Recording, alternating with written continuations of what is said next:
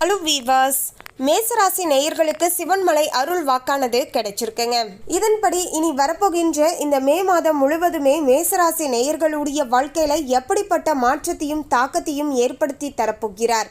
கிரக அமைப்புகளானது உங்களுக்கு எப்படி அமைஞ்சிருக்கு?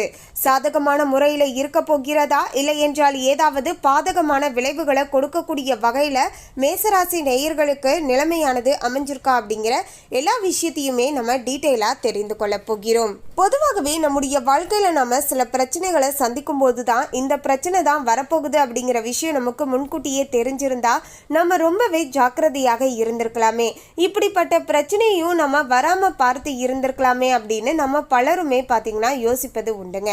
அந்த வகையில தான் ஜோதிடத்தின் மூலமாக நம்முடைய வாழ்க்கையில அடுத்து என்னவெல்லாம் நடக்க போகுது அப்படிங்கிற விஷயத்த கிரகங்களுடைய அமைப்பின் மூலமாக நம்ம முன்கூட்டியே தெரிந்து கொண்டு இனி அதற்கு தகுந்தாற் போல நடந்து கொள்கின்ற பட்சத்தில் நமக்கு ஏற்படக்கூடிய பிரச்சனைகளை நம்ம தவிர்த்து கொள்வதோடு அதிர்ஷ்டத்தை இன்னும் கொஞ்சம் அதிகமாக பெற்றுக்கொள்வதற்கு இந்த ஒரு ஜோதிட கணிப்புகளானது ரொம்பவே உதவியாக இருக்கும் அப்படின்னே சொல்லலாங்க. மேசராசி நேயர்கள் இந்த வீடியோவை நீங்க பார்த்துட்டு இருந்தீங்கன்னா மறக்காம பார்த்தீங்கன்னா ஓம் முருகா போற்றி அப்படிங்கிற இந்த திருமந்திரத்தை கமெண்ட்ஸ்ல 3 முறை டைப் பண்ணுங்க. முருகனுடைய அருளாசியால வரப்போகின்ற மே மாதமானது உங்களுக்கு சிறப்பான மாதமாக அமையக்கூடும். அதுக்கு முன்னாடி இன்னும் நம்ம சேனலை சப்ஸ்கிரைப் பண்ணலன்னா சப்ஸ்கிரைப் பண்ணிடுங்க. அப்படியே பக்கத்தில் இருக்கக்கூடிய பெல் ஐக்கானையும் ப்ரெஸ் பண்ணுங்க. வாங்க வீடியோக்குள்ளே போகலாம். மேசராசி நேயர்களே, மேசராசி அன்பர்களுக்கு இனி வரப்போகின்ற இந்த மே மாதமானது வளர்ச்சிக்கான சாத்தியக்கூறுகளால் நிறைந்து உள்ளது அப்படின்னே சொல்லலாங்க. உங்களுடைய வளர்ச்சியில ஒரு படி முன்னேற்றமானது காணப்பட போகிறது. உங்களுடைய தொழில் மற்றும் நிதி விஷயங்கள்ல நீங்க மிகவுமே சிறப்பாக செயல்பட முடியுங்க. இருப்பினுமே தனிப்பட்ட வாழ்க்கை மற்றும் பொறுப்புகளை சமநிலைப்படுத்துவதும் மிகவுமே முக்கியம் அப்படின்னு மேசராசி நேயர்களுக்கு சொல்லலாங்க. சொத்து மற்றும் வீட்டு விஷயங்கள்ல அதிகமாக கவனமானது தேவைப்படுகிறது. இந்த மே மாதம் முழுவதுமே பார்த்தீங்கன்னா பல முக்கிய பெயர்ச்சிகள் நடைபெற போகிறது. இந்த மாதாந்திர கணிப்பானது அனைத்து முக்கியமான பெயர்ச்சிகளையும் கருத்தில் கொண்டுதான் பார்த்தீங்கன்னா சொல்லப்பட்டு இருக்குங்க. உங்களுடைய லக்னம் மற்றும் உங்களுடைய சந்திர ராசிக்கு ஏற்ப பெயர்ச்சிகளானது பார்த்தீங்கன்னா பார்க்கப்பட்டு இருக்குங்க. அதாவது இனி வரப்போகின்ற இந்த மே மாதமானது மேசராசி நேயர்களுக்கு தொழில் ரீதியாக பார்க்கும்போது உங்களுக்கு நிலையான தொழில் வளர்ச்சியானது கிடைக்கக்கூடிய வகையில் சூழ்நிலைகளானது இருக்க போகிறது. சூரியன் ஆரம்பத்தில் உங்களுடைய முதல் வீட்டில் தான் அமர்ந்து சஞ்சாரம் செய்து கொண்டு இருக்காரு. இது பணியிடத்துல உங்களுக்கு நம்பிக்கையும் ஒரு நல்ல தெளிவையும் ஏற்படுத்தி தரக்கூடும் அப்படின்னே சொல்லலாங்க. நீங்க முன்முயற்சி எடுக்கலாங்க. எந்த அளவுக்கு நீங்க முன்முயற்சிகள் எடுக்கிறீங்களோ அந்த அளவிற்கு சில பிரச்சனைகள் ஏற்படுவதை தவிர்த்து கொள்வதோடு தொழில் ரீதியாகவும் சிறப்பாக பார்த்தீங்கன்னா நீங்க பணியாற்றலாம். அதாவது நாளைக்கு ஏதாவது ஒரு வேலை இருக்கு அப்படின்னா அதை நீங்க முன்கூட்டியே பார்த்தீங்கன்னா இன்னைக்கே ஓரளவுக்கு கொஞ்சமா ப்ரிப்பேர் பண்ணி என்னெல்லாம் பண்ணணும் அப்படிங்கிற சின்ன சின்ன விஷயங்கள், பேசிக்கான விஷயங்கள் எல்லாத்தையுமே இப்போதே நீங்கள் பார்த்து வச்சுட்டிங்கன்னா நாளைய நாள் அந்த விஷயங்களை எளிமையாக செய்து முடித்து நீங்கள் உரிய நேரத்தில் பார்த்தீங்கன்னா மற்றவர்களிடம் இருந்து பாராட்டுகளையும் பெற்றுக்கொள்ளலாம். இப்படி எந்த விஷயமாக இருந்தாலும் நீங்கள் முன்கூட்டியே கொஞ்சம் முயற்சி செய்து அதற்காக பிளான் போட்டு வச்சிட்டிங்க அப்படின்னா அதற்கு தகுந்தாற் போல் அடுத்த நாள் செயல்படும் போது பார்த்தீங்கன்னா நீங்கள் சரியாக அந்த நேரத்துக்குள்ளே உங்களுடைய வேலையும் முடித்து காட்டு. அதே போல் பார்த்தீங்கன்னா நீங்கள் வேலை செய்யக்கூடிய இடத்துல இருந்து ஒரு நன்மதிப்பையும் பெற்றுக்கொள்ளலாம். சூரியன் 7வது வீட்டை பார்க்க போகிறார். கூட்டாண்மை இல்லைனா குழு பணியில நீங்க சில சவால்களை எதிர்கொள்ள வேண்டியதாய் இருக்கலாங்க. மேலும் மே 15ஆம் தேதிக்கு பிறகு சூரியன் உங்களுடைய 2வது வீட்டிற்குள்ள நுழைய போகிறார். உங்களுடைய கவனமானது நிதி, வெகுமதிகள் மற்றும் நடைமுறை விஷயங்கள்ல மாறக்கூடுங்க.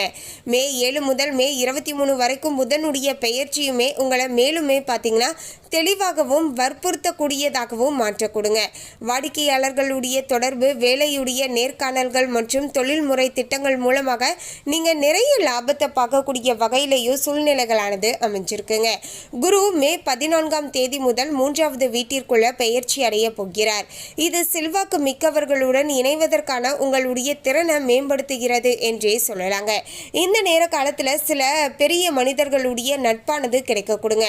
அவங்களுடைய நட்பின் மூலமாக சில விஷயங்களை எளிமையாக நீங்கள் செய்து முடிப்பீர்கள் அப்படின்னே சொல்லலாங்க. இந்த பயிற்சியானது குறுகிய பயணங்கள் இல்லைனா எழுத்து தொடர்பான தொழில்களை ஆதரிக்கிறது. செவ்வாய் 4ஆம் வீட்டில் பலவீனமாக இருந்ததால் பணியிடத்தில் மன அழுத்தங்களானது அவ்வப்போது ஏற்படலாங்க. இது மறைமுகமாக வீட்டில் பார்த்தீங்கன்னா பதற்றம் இல்லைனா உணர்ச்சியில் சோர்வு போன்றவை எல்லாமே ஏற்படுவதற்கான காரணமாகவும் பார்த்தீங்கன்னா அமையலாங்க. அடுத்து நிதி சார்ந்த விஷயங்கள். இந்த மே மாதத்தில் முக்கிய கவனம் நிதி விஷயங்களாகவே இருக்கலாங்க. மே மாதத்துடைய முதல் பாதியில் சூரியனும் குருவும் உங்களுடைய இரண்டாவது வீட்டை செயல்படுத்துகின்றார்கள். இது குறிப்பாக சுய முயற்சி மற்றும் பேச்சு மூலமாக சம்பாதிக்கக்கூடிய வாய்ப்புகளை ஏற்படுத்தி தரக்கூடும். மே 23ஆம் தேதிக்குள்ள புதன் இந்த வீட்டில் சேருவார். இது உங்களுடைய நிதி திட்டமிடல் மற்றும் பேச்சுவார்த்தைகளை அதிகரிக்க செய்யுங்க. 12ஆம் வீட்டில் சுக்கிரனுடைய ஆடம்பரங்கள் பயணம் இல்லைனா ஆன்மீக நோக்கங்களுக்கான செலவை அதிகரிக்கக்கூடும். குரு 3ஆம் வீட்டிற்கு செல்வதால் உடன் பிறப்புகள், அண்டை வீட்டார் மற்றும் குறுகிய கால முயற்சிகள் மூலமாக லாபங்களானது கிடைக்கக்கூடிய வகையிலையும் அமைஞ்சிருக்குங்க. மாதத்துடைய நடுப்பகுதியில் நீங்கள் எச்சரிக்கையாக இருக்க வேண்டும்.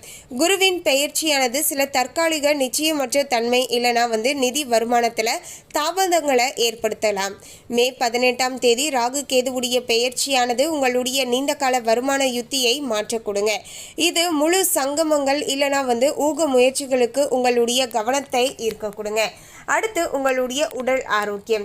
இந்த மே மாதத்தை பொறுத்த வரைக்கும் செவ்வாய் 4ஆம் வீட்டில் பலவீனம் அடைவதால் ஆரோக்கியத்தில் மிகவும் கவனம் செலுத்த வேண்டுங்க. இது உணர்ச்சி, மன அழுத்தம், தொந்தரவு செய்யப்பட்ட தூக்கம் இல்லைனா மார்பு, வயிறு தொடர்பான கவலைகளாக வெளிப்படலாம். ஸோ இந்த மாதிரியான விஷயங்களில் கூடுதல் கவனத்தோடு இருக்க வேண்டும். மன அழுத்தத்தை வைத்துக்காதீங்க. முடிஞ்ச அளவுக்கு யோகா, மெடிடேஷன் இதெல்லாம் செஞ்சுட்டு வாங்க. உங்களுக்கு பிடிச்ச விஷயங்களில் அதிகமாக கவனம் செலுத்திட்டு வாங்க. இதன் மூலமாக மன அழுத்தத்தை நீங்கள் குறைத்து கொள்ளலாம். மன அழுத்தம் இல்லை அப்படின்னாவே நல்லபடியாக தூக்கம் வரும். தூக்கம் வந்தாவே உங்களுக்கு பார்த்தீங்கன்னா சில பிரச்சனைகள் ஏற்படுது இல்லையா, அது எல்லாமே பார்த்தீங்கன்னா நீங்கள் ஆரம்பிக்கும் அப்படின்னே சொல்லலாங்க. ஸோ தூக்கம் இருந்தாவே ஒரு மனுஷனுக்கு அனைத்து விதமான எந்தவித கோளாறுகளும் ஆரோக்கிய ரீதியாக வராது அப்படின்னே சொல்லலாங்க. ஸோ இனி வரப்போகின்ற நாட்கள் கொஞ்சம் இதற்கு தகுந்தாற் போல் நீங்கள் நடந்து கொள்ள வேண்டியது மிகவும் அவசியங்க. இல்லை என்றால் தேவையில்லாத உடல் ஆரோக்கிய ரீதியாக சில சிரமங்களை சந்திக்க வேண்டிய சூழ்நிலைகளும் வரலாம் என்பதால் கொஞ்சம் பார்த்து நீங்கள் நடந்து கொள்ள வேண்டியது மிகவும் அவசியம் அப்படின்னே சொல்லலாங்க. மொத்தத்தில் மேசராசி நேயர்களுக்கு இனி வரப்போகின்ற நாட்கள் தொழில் ரீதியாக சில எதிர்பார்க்காத முன்னேற்றத்தை பார்த்து இருந்தாலுமே அந்த விஷயங்களிலுமே கொஞ்சம் கூடுதல் கவனத்தோடு இருந்து கொண்டால் நல்லதாக இருக்கும் அப்படின்னே சொல்லலாங்க. 12ஆம் வீட்டில் சனி மற்றும் ராகு சஞ்சரிப்பது பொறுப்புகள் இல்லைனா வேலையில் அழுத்தம் காரணமாக குடும்பத்தில் இருந்து பிரிந்து இருப்பதை குறிக்கிறது. இருப்பினுமே பார்த்தீங்கன்னா சுக்கிரன் இங்கே பாசம் மற்றும் அக்கறையுடைய தருணங்களை குறிக்கிறது. குறிப்பாக நீங்கள் அன்புக்குரியவர்களுக்காக தியாகங்களை செய்தால் மே 18ஆம் தேதிக்கு பிறகு ராகு 11ஆம் வீட்டிற்கு செல்வார். சமூக தொடர்புகளுக்கு முன்னுரிமை அளிக்கப்படலாம். தகவல் தொடர்பு திறந்ததாகவும் பார்த்தீங்கன்னா தொடர்பு அதே போல் பார்த்தீங்கன்னா பொறுமையாகவும் இருந்தால் நல்லிணக்கணம் படிப்படியாக மேம்பட ஆரம்பிக்குங்க. அடுத்து மேசராசி நேயர்களுடைய கல்வி சார்ந்த வாழ்க்கை. இந்த மே மாதமானது மாணவர்கள் கலவையான பலன்களை அனுபவிக்க போகிறார்கள்.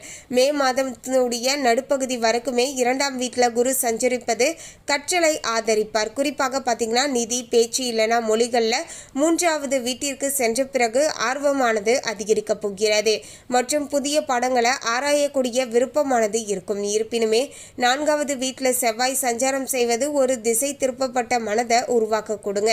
வீட்டில் கவனம் செலுத்துவது உங்களுக்கு கடினமாக இருக்கலாம். மே 18 முதல் கேது 5ஆம் வீட்டிற்கு செல்ல போகிறார். இது வழக்கமான கல்வி பணிகளில் ஒழுங்கற்ற கவனம் இல்லைனா ஆர்வமின்மையை ஏற்படுத்த கொடுங்க.